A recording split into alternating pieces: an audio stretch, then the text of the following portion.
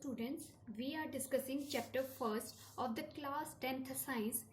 The name of chapter is chemical reaction and equations.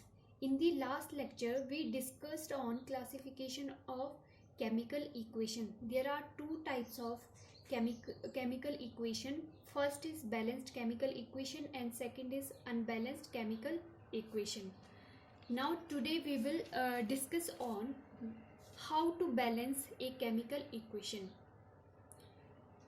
कोई भी chemical equation अगर हमारे पास unbalanced है तो उसको हम कैसे बैलेंस्ड करेंगे, ठीक है, आज हम उसके बारे में स्टडी करेंगे. Now balancing a chemical equation. To balance any chemical equation we have to follow these steps. First क्या है, केमिकल रिएक्शन गिवन होगी, अनबैलेंस्ड केमिकल रिएक्शन, ठीक है. अब फर्स्ट रूल क्या है, right the number of elements present in the reactants and in the products in A table. आपने क्या करना है, आपके पास कोई रिएक्शन है. अब रिएक्शन में दो पार्ट्स होते हैं, एक होता है रिएक्टेंट पार्ट, एक होता है प्रोडक्ट पार्ट. जो रिएक्टेंट पार्ट है आपका लेफ्ट हैंड साइड होता है और जो प्रोडक्ट पार्ट है वो आपका राइट हैंड साइड होता है, ठीक है. जो रिएक्टेंट पार्ट है, ठीक है, जो स्पीशीज रिएक्ट कर रही है, ठीक है, यहाँ पे जो इक्वेशन गिवन है इसमें क्या है, आयरन और वाटर आपके रिएक्टेंट पार्ट है और आयरन ऑक्साइड और हाइड्रोजन आपका प्रोडक्ट पार्ट है, ठीक है. Right the number of atoms of elements present in the reactants and products. आपने रिएक्टेंट और प्रोडक्ट के जितने भी एलिमेंट है डिफरेंट, उनके क्या है, उनको एक टेबल में नोट करना है. जस्ट आयरन, हाइड्रोजन, ऑक्सीजन, ठीक है. यहाँ पे क्या है, इस इक्वेशन में 3 एटम्स है आपके पास, इसके अलावा दूसरा कोई एटम या एलिमेंट नहीं है, ठीक है. फिर हम आयरन के एटम रिएक्टेंट में देखेंगे कि कितने एटम प्रेजेंट है ओनली रिएक्टेंट में. रिएक्टेंट में क्या है, 1 आयरन आपका प्रेजेंट है, ठीक है. तो यहाँ पे हम 1 लिख देंगे रिएक्टेंट पार्ट में. फिर आपके हमने आयरन के देखने हैं प्रोडक्ट में कितने एटम है, ठीक है. तो प्रोडक्ट में कितने हैं आयरन के, 3, ये यहाँ पे है, ठीक है, ये 3 है, ठीक है.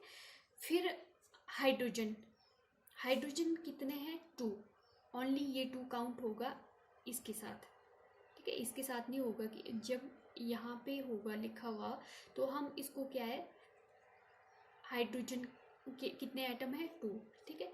तो प्रोडक्ट में कितने हैं हाइड्रोजन के, 2 एटम.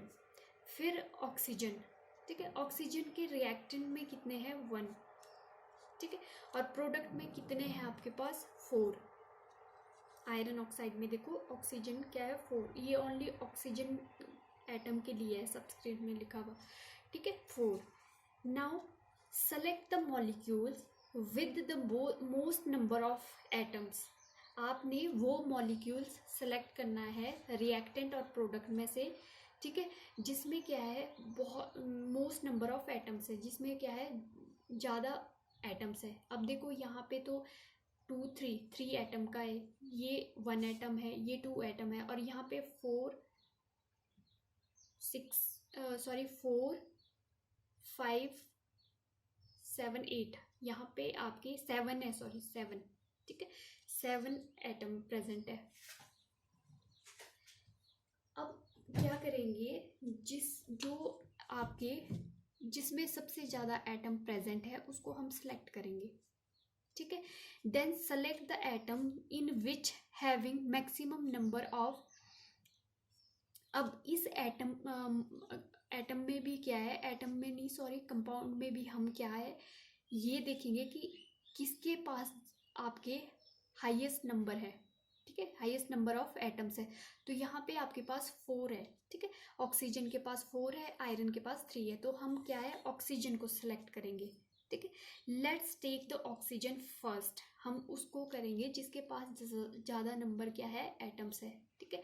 तो उसको हम सिलेक्ट करेंगे. नेक्स्ट है आपका attack the side where the less number of atoms of that particular element, ठीक है। अब आपने ऑक्सीजन को सेलेक्ट कर दिया, ठीक है, तो आपके रिएक्टेंट में 1 है, ऑक्सीजन में 4 है, तो क्या है, रिएक्टेंट साइड हमने 4 से मल्टीप्लाई करना है बैलेंस करने के लिए, क्योंकि हमारे जो लेफ्ट हैंड साइड है वो क्या है, कम एटम है, ठीक है, तो हम मल्टीप्लाई भी इस साइड करेंगे, ठीक है। Now attack the side where the less number of atoms of particular element.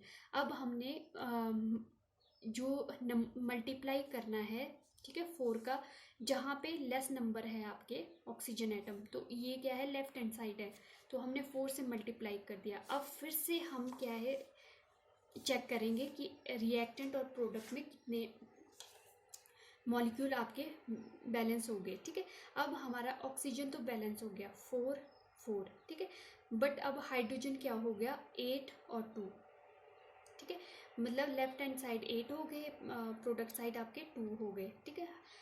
Iron आपके 1 और 3 है। अब क्या करेंगे, इसको बैलेंस करने के लिए, अब हम हाइड्रोजन को बैलेंस करने के लिए अब कितनी चाहिए हमें, 8 इस साइड प्रोडक्ट साइड, तो हम जिस साइड लेस है उस साइड 4 से मल्टीप्लाई कर देंगे। अब यहाँ पे हमने क्या है, 4 से मल्टीप्लाई कर दिया, ठीक है। Now balance iron atom. अब बाकी तो एटम्स हम फिर से भी नोट डाउन कर सकते हैं, नंबर ऑफ एटम्स। अब यहाँ पे हम सिंपली काउंट करते हैं, आयरन अनबैलेंस्ड है 3 है, यहाँ पे 1 एटम है, बाकी यहाँ पे 4 और ये सॉरी 8, और यहाँ पे भी 8 हाइड्रोजन है। ऑक्सीजन आपकी 4 है, यहाँ पे भी 4 है, तो बाकी आपके एलिमेंट्स आपके रिएक्टेंट और प्रोडक्ट के इक्वल हो गए। अब रह गया आयरन। आयरन क्या है, लेफ्ट हैंड साइड आपके अनबैलेंस्ड है, सॉरी कम है, ठीक है, तो हम इस साइड 3 से मल्टीप्लाई कर देंगे, तो ये क्या है आपके पास last equation, balanced chemical equation आ गई, ठीक है। फिर नेक्स्ट है आपके पास for example H2 plus O2, ठीक है, तो यहाँ पे H2O, ठीक है, तो हमारे पास 2 एलिमेंट है, 2 एटम है, ठीक है, तो रिएक्टेंट में कितने हैं, 2, और प्रोडक्ट में भी हाइड्रोजन 2 है। ऑक्सीजन आपके रिएक्टेंट में 2 है और आपके प्रोडक्ट में 1 ऑक्सीजन है। अब क्या करेंगे, अब हमारे पास यहाँ पे 1 एटम अनबैलेंस्ड है, तो हम क्या करेंगे, 2 से मल्टीप्लाई कर देंगे, जहाँ पे लेस नंबर है आपके ऑक्सीजन के, तो मतलब राइट हैंड साइड हम प्रोडक्ट साइड 2 से मल्टीप्लाई कर देंगे, तो ये आ गया आपके पास H2 प्लस O2, फिर 2H2O। अब यहाँ पे क्या हुआ, आपकी हाइड्रोजन अब अनबैलेंस्ड हो गई, ठीक है। हाइड्रोजन को बैलेंस करने के लिए अब क्या है, रिएक्टेंट साइड आपकी 2 हाइड्रोजन है और प्रोडक्ट साइड 4 है, तो हम 2 से मल्टीप्लाई कर देंगे, तो ये क्या है आपकी बैलेंस्ड केमिकल इक्वेशन आ गई, ठीक है। अब एग्जांपल देख लेते हैं हम, ये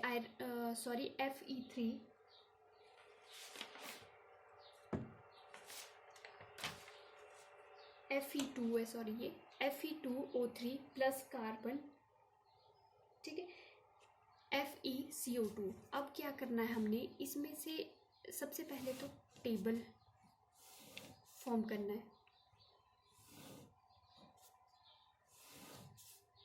ठीक है, तो कितने एलिमेंट है, आयरन हो गया आपके पास, ऑक्सीजन हो गया और कार्बन, ठीक है, ये 3 एलिमेंट है आपके, ठीक है। फिर रिएक्टेंट में कितने हैं, प्रोडक्ट में कितने हैं, ठीक है। सबसे पहले क्या करना है, हमने सिलेक्ट करना है जिसमें सबसे ज़्यादा आपके सबसे बड़ा मॉलिक्यूल्स है जो, ठीक है, तो ये हमारा क्या है, Fe2O3, ठीक है। तो ये हमने अब चेक करना है कि जो रिएक्टेंट पार्ट में है वो आयरन के कितने हैं, 2 एटम, प्रोडक्ट में 1 एटम। अब ऑक्सीजन के कितने हैं, 3 आपके रिएक्टेंट में है, और प्रोडक्ट में कितने हैं, ऑक्सीजन के 2। देन कार्बन के कितने हैं आपके, 1 एटम, और यहाँ पे कितना है, 1 एटम। अब आपने क्या करना है, सबसे पहले सिलेक्ट करना है सबसे जो आपका बड़ा मॉलिक्यूल है, ठीक है, उसमें भी हमने क्या है, जिसमें क्या है, इस मॉलिक्यूल्स में जिसके पास ज़्यादा नंबर ऑफ एटम्स है, मीन्स ऑक्सीजन। अब हम ऑक्सीजन को बैलेंस करेंगे, ठीक है, ऑक्सीजन यहाँ पे क्या है, 3, और यहाँ पे क्या है, 2, ठीक है, तो हमने क्या है, इस ऑक्सीजन को बैलेंस करना है, ठीक है, तो हम इस ऑक्सीजन को बैलेंस करने के लिए क्या करेंगे, ठीक है, ये कैसे, यहाँ पे क्या है 2 है, यहाँ पे आपकी 3 है, ठीक है, तो ये ऐसे तो बैलेंस नहीं होगी। तो हमने क्या करना है, जो लेफ्ट हैंड साइड 2 से मल्टीप्लाई करना है और राइट हैंड साइड आपने किससे मल्टीप्लाई करना है, जहाँ CO2 है, ठीक है, 3 से मल्टीप्लाई करना है, ठीक है। तो आपकी ऑक्सीजन बैलेंस हो जाएगी। जैसे Fe2O3 है ना आपके पास, प्लस Fe प्लस CO2। अब आपने क्या करना है, यहाँ पे 3 से मल्टीप्लाई कर देना है, यहाँ से 2 से, ठीक है, 3 2 जा 6, 3 2 जा 6, ये होगी आपकी ऑक्सीजन बैलेंस। अब आप फिर से नोट करेंगे, यहीं पे लिख देती हूँ मैं जो सेकंड आपने बैलेंस की इक्वेशन।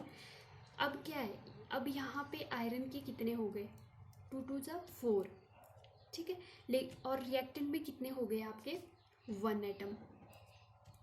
फिर आपका ऑक्सीजन कितनी होगी 6, यहाँ पे भी 6। अब आपकी कार्बन यहाँ पे 1 है और आपकी यहाँ पे 3 है, ठीक है। अब हम कार्बन या आयरन में से किसी को भी बैलेंस करेंगे, ठीक है। तो अब क्या करेंगे, हम कार्बन को बैलेंस करने के लिए, अब कार्बन हमारे प्रोडक्ट में 3 है, तो लेफ्ट हैंड साइड हम 3 से मल्टीप्लाई करेंगे, 2Fe2O3 प्लस 3 से मल्टीप्लाई करेंगे। नेक्स्ट जो आपका आयरन प्लस 3CO2। अब हमारे पास कार्बन भी बैलेंस हो गया, ठीक है। अब लास्ट रहा हमारे पास आयरन क्या है आपके पास, यहाँ यहीं से चेक कर लो, आयरन 2 2 जा 4, यहाँ पे आपके पास सिंगल आयरन, तो यहाँ से यहाँ पे हम मल्टीप्लाई कर देंगे 4 से, Fe2O3 plus 3C carbon plus 4Fe plus 3CO2, ये आपके पास आ गई बैलेंस्ड केमिकल इक्वेशन।